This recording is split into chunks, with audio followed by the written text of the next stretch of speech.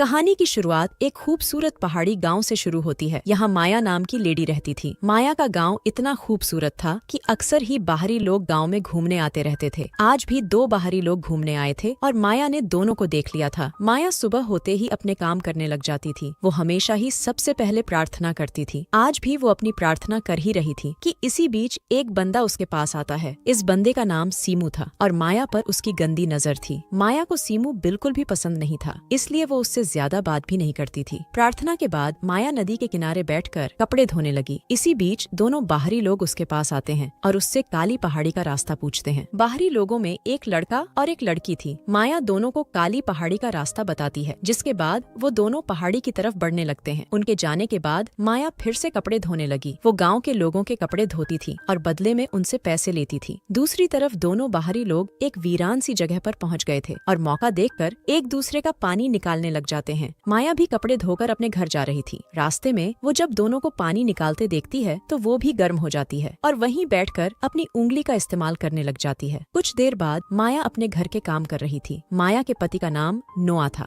1 साल पहले उसके साथ एक हादसा हुआ था, जिस कारण वो चल नहीं सकता था। माया नोआ का पूरा ख्याल रखती थी और उसकी खूब सेवा करती थी। रात को नोआ माया से बातें कर रहा था। नोआ की टांगों का ऑपरेशन तो हो गया था, लेकिन वो अभी तक चलने फिरने नहीं लगा था, इसलिए डॉक्टर ने उसे थेरेपी करवाने को कहा था। नोआ के पास थेरेपी के लिए पैसे नहीं थे, जिस कारण आजकल वो उदास ही रहता था। माया उसे समझाती है कि मैं जल्दी ही पैसे इकट्ठे कर लूंगी और फिर मैं तुम्हारी ऐसी थेरेपी करवाऊंगी कि तुम जल्दी ही चलने लगोगे। इतना कहकर वो नोआ के पास आती है और उसे गर्म करने लगती है। हादसे के कारण नोआ की ताकत भी चली गई थी, इसलिए माया की कई कोशिशों के बाद भी उसका डंडा गर्म नहीं होता और बेचारी माया प्यासी ही रह जाती है। अगले दिन गाँव में एक नया लड़का घूमने आता है और इस नए लड़के का नाम बिंसो था। रोज की तरह माया आज भी नदी किनारे कपड़े धो रही थी। बिंसो उसके पास आकर उससे काली पहाड़ी का रास्ता पूछता है। माया उसे पहाड़ी के बारे में बताकर पूछती है कि क्या तुम्हारे साथ कोई नहीं है। बिंसो बताता है कि मेरी कोई लवर नहीं है, इसलिए मैं अकेला ही घूमने आया हूँ। इतना कहकर वो माया को एक एनर्जी बार देता है और माया को वो बेहद पसंद आती है। बिंसो अब जैसे ही चलने लगा तो माया भी उसके साथ चलने को तैयार हो जाती है। बिंसो जिस तरफ जाने वाला था उसी रास्ते पर माया का घर था, इसलिए वो बिंसो के साथ चलने लगती है। थोड़ी देर चलने के बाद माया के पैर में मोच आ जाती है, जिसके बाद बिंसो उसे संभालने लग जाता है। वो जल्दी जल्दी माया की मोच निकाल देता है। बिंसो ने माया को छुआ था, जिस कारण वो गर्म हो गई थी। बिंसो भी मौका देखकर उसकी गुफा में धमाके करने लग जाता है। अगली सुबह माया एक बंदे का हिसाब किताब कर रही थी। बंदे के जाते ही बिंसो उसके पास आता है। माया उससे पूछती है कि तुम मेरे घर तक कैसे पहुँचे। बिंसो बताता है कि मैंने गाँव वालों से तुम्हारा घर पूछा। बिंसो को माया से प्यार हो गया था, इसलिए वो यहाँ पहुँचा था। माया उसे बताती है कि मैं शादीशुदा हूँ और मेरा पति घर में है। उसकी बात सुनकर बिंसो हैरान हो गया। माया उसे ये भी बताती है कि मेरा पति चल नहीं सकता, इसलिए मुझे उसका ख्याल भी रखना पड़ता है। ये सुनते ही बिंसो उसे बताता है कि मैं शहर में थेरेपी करता हूँ और मैं तुम्हारे पति की मदद कर सकता हूँ। बिंसो की बात सुनते ही माया उसे अंदर लाती है और अपने पति नोआ से मिलवाती है। वो नोआ से झूठ बोलती है कि बिंसो यहाँ घूमने आया है और गाँव वालों ने इसे हमारे घर भेजा है ताकि ये तुम्हारी थेरेपी कर सके। माया की बात खत्म होते ही बिंसो नोआ का हाल चाल पूछता है और फिर उसकी रिपोर्ट्स देखता है। रिपोर्ट्स देखने के बाद वो हादसे के बारे में पूछता है। उसे बताया जाता है कि नोआ पीठ के बल एक पेड़ से गिरा था। सारी बातें सुनने के बाद बिंसो नोआ की टांगों की जांच करता है। जांच के बाद बिंसो माया के साथ घूमने लगा। वो माया को बताता है कि मैं जल्दी ही नोआ की थेरेपी शुरू कर दूंगा और बदले में तुमसे कोई पैसे भी नहीं लूंगा। घूमते घूमते बिंसो माया को अपने टेंट के पास ले आता है। बिंसो इसी टेंट में रहता था और मौका देखकर माया की गुफा में धमाके करने लग जाता है। सीमू भी इसी जगह पर था और वो साला छुपकर दोनों की वीडियो बना लेता है। अगले दिन बिंसो ने नोआ की थेरेपी शुरू कर दी। माया बिंसो के पास ही खड़ी थी और मौका मिलते ही अपने तरबूज बिंसो की पीठ पर रगड़ रही थी। नोआ ने दर्द के कारण अपनी आंखें बंद करी हुई थीं, इसलिए वो माया की शरारत देख नहीं पा रहा था।